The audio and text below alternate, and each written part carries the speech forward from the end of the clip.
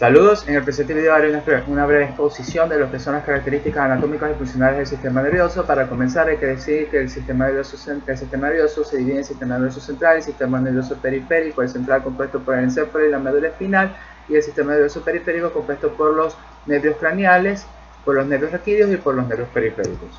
El sistema nervioso central se origina a partir de la día 18 de gestación, con la diferenciación del ectodermo en la formación de la placa neural. La placa neural ocurre un surco que va a dar una depresión que va a dar origen al surco neural. Este surco se fusiona y va a dar origen al tubo neural. ¿Okay? De este tubo neural ocurren tres dilataciones, que son el prosencéfalo, el mesencéfalo y el rombencéfalo. Estas dilataciones a su vez se diferencian en telencéfalo y diencéfalo para el... ¿Okay? Tenemos el mesencéfalo, el metencéfalo, el mielencéfalo y la médula espinal, que vendría a ser la porción caudal del tubo neural. Aquí vemos además en esta imagen cómo va a quedar el sistema nervioso al final. Vemos aquí en rosado lo que son los hemisferios cerebrales, vemos el encéfalo. Más adelante explico esto con más detalle. Cabe destacar que el sistema nervioso está compuesto por un tejido muy especializado conformado por células llamadas neuronas, que se encargan de transmitir el impulso nervioso. Estas células tienen muchas características especiales para esas funciones.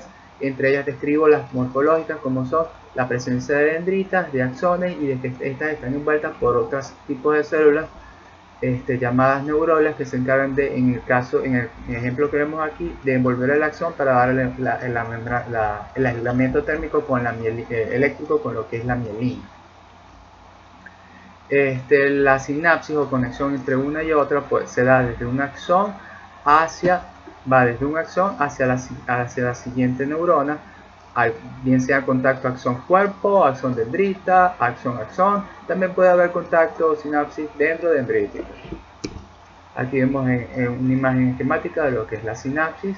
Vemos como un impulso eléctrico ocasiona unos cambios conformacionales en la neurona presináptica, haciendo que ésta libere un neurotransmisor hacia la membrana hacia el espacio sináptico, que es el neurotransmisor que ocasiona unos cambios conformacionales en la neurona postsináptica, transmitiéndose el impulso nervioso por esto. Entrando en detalles, entrando más en lo que es el sistema nervioso, comienzo a dar por la médula espinal. La médula espinal está dentro del canal medular de la columna vertebral.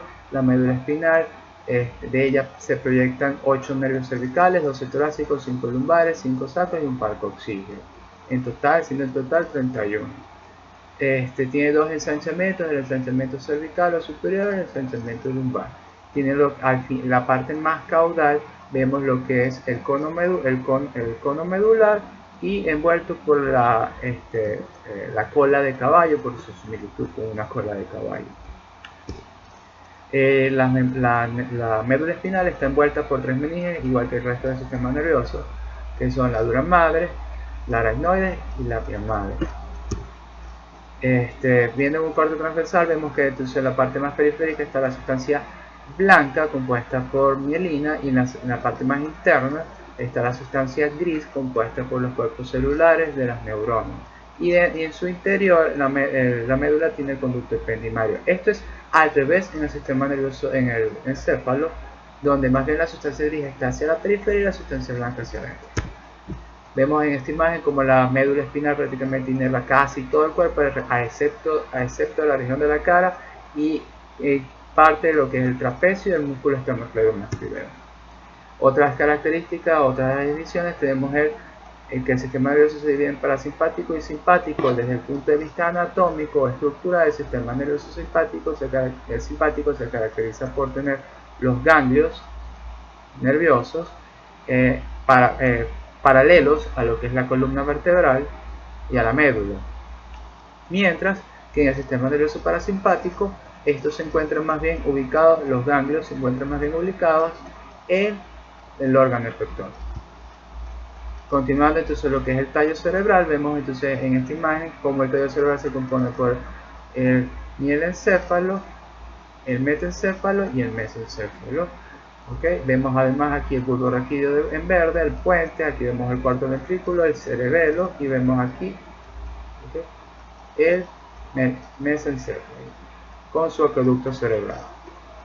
vemos en esta imagen se ve claramente como el cuarto ventrículo es una continuación del conducto ependimario. Entonces, este es en esta imagen vemos desde una cara más anterior y lateral el tallo cerebral. ¿Okay? Vemos aquí el mesencéfalo. ¿Okay? Vemos aquí las protuberancias. ¿Okay? Vemos aquí incluso el surco medial. Vemos además que en el bulbo raquídeo está el origen aparente de la mayoría de los nervios craneales, de los pares craneales. Y en el bulbo raquídeo es donde se encuentra además el centro cardiorrespiratorio. Aquí vemos el sistema ventricular, cómo se comunica el sistema ventricular. El primer y el segundo ventrículo que se encuentran ubicados en el telencéfalo, el tercer ventrículo en el diencéfalo. Aquí vemos en el mesencéfalo el acueducto mesencefálico que comunica el cuarto ventrículo, que comunica estos ventrículos con el cuarto ventrículo, y el cuarto ventrículo vemos como es una continuación del conducto ependimario, y aquí vemos el agujero de Magendie. En esos ventrículos, en el primero, en el segundo, el tercero y cuarto, se encuentra un tipo de células que es una diferenciación de las células ependimarias, que son los plexos coroides, donde se sintetiza el líquido cefalorraquídeo, que se encarga de amortiguar, de lubricar y incluso de la parte térmica del sistema nervioso. Aquí vemos cómo ocurre la circulación del líquido cefalorraquídeo. Vemos cómo desde el cuarto ventrículo sale por el agujero de Magendie al espacio subaracnoideo, y este es reabsorbido por las granulaciones aracnoideas y llevado a la circulación venosa. Aquí vemos en este corte lo que es la dura madre, la aracnoide, el espacio subaracnoideo y la pia madre. Aquí vemos que en el espacio subaracnoideo está como dilatado, y hay unas trabéculas que la vemos aquí que mantienen como esa separación, que son las trabéculas del espacio subaracnoideo. Aquí vemos entonces, continuando hablamos de lo que es el cerebelo, que el cerebelo se encarga de lo que es principalmente el tono, la postura, la amplitud de los movimientos. El cerebelo tiene 10 centímetros de diámetro por 5 centímetros y está conformado por dos hemisferios. Okay, aquí entonces continuaremos hablando de lo que es, aquí vemos el puente, los pedúnculos cerebelosos que forman parte del metencéfalo. Okay, aquí vemos los cuerpos mamilares que forman parte del mesencéfalo ya propiamente dicho. Okay, y los pedúnculos cerebrales que forman parte también del mesencéfalo. Aquí los vemos, los cuerpos mamilares, los tubérculos. Okay. Aquí vemos el cuarto ventrículo, lo vemos aquí, representado perfectamente el cuarto ventrículo, y aquí, vendría a ser el piso del cuarto ventrículo. Este es un corte transversal del mesencéfalo. Aquí vemos la lámina cuadrigémina, los pedúnculos cerebrales, ¿okay? Y aquí el acueducto mesencefálico. Aquí vemos en esta imagen un corte transversal.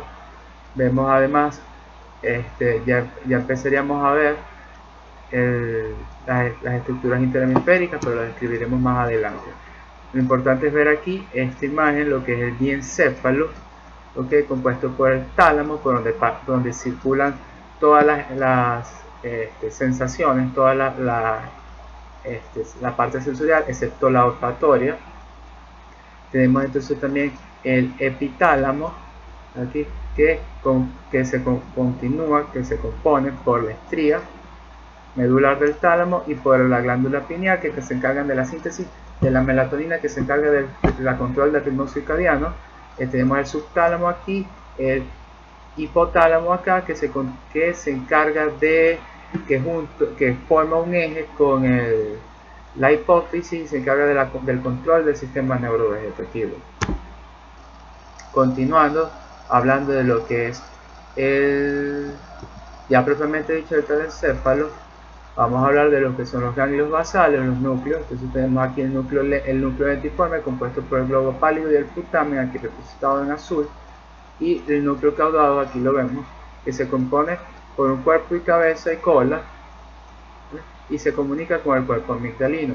Vemos que estos están arriba y alrededor del tálamo, aquí en rojo. Aquí en este corte coronal vemos los ganglios basales, aquí sombreados son más oscuros, ¿okay? y vemos cómo están prácticamente a cada lado del tercer ventrículo, de los ventrículos laterales, primero y segundo. Vemos la corteza cerebral, la sustancia gris hacia la periferia y la sustancia blanca hacia adentro. Continuando con las comisuras interhemisféricas, pues hablaríamos del cuerpo calloso, aquí lo vemos, el fornix, ¿okay? Aquí vemos otros cortes donde vemos el cuerpo calloso, ¿okay? Aquí vemos el fornix, cómo se compone de las columnas, las comisuras del fornix, ¿okay? Y aquí vemos el hipocampo con sus fibras y los cuerpos amigdalinos, ¿okay? Aquí vemos en este corte cómo está más relacionado el cuerpo calloso con el fornix y el hipocampo. Aquí lo vemos acá. Hipocampo se llama así porque tiene forma de caballito de mar, cabe destacar. Aquí entonces vamos a hablar propiamente dicho de lo que es los hemisferios cerebrales. Vemos lados del cerebro. Aquí, esto que vemos aquí es el mesencéfalo, la parte superior, que es un corte transversal. Lo que pasa es que en estas imágenes no se detalla con mucha precisión.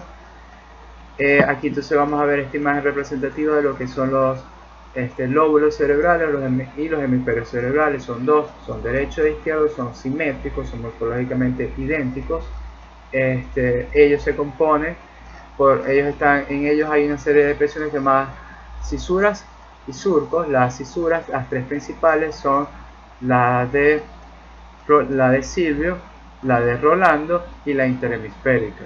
Tenemos aquí en esta imagen el lóbulo frontal, que se encarga principalmente, aquí en rosado, que se encarga principalmente de lo que es la parte motriz, donde se encuentra el área efectora del lenguaje, el lóbulo parietal, donde llegan todas las emociones.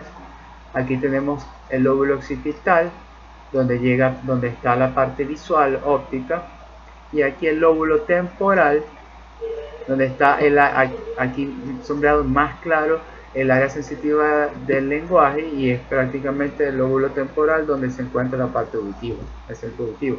En su cara interna además vemos el lóbulo límbico en anaranjado, que junto al hipocampo, al trígono y a otras estructuras el hipocampo viene a formar parte de lo que es el sistema límbico, que se encarga de la memoria y la conducta emocional.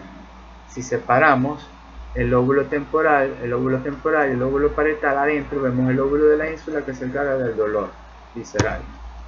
Si lo vemos desde la cara inferior, vemos además que el lóbulo temporal y el lóbulo occipital se continúan con una área que es el área de reconocimiento de las caras, o la prosopagnosia. Aquí es más claro. Y ya con ello culminaríamos lo que es la descripción del sistema nervioso.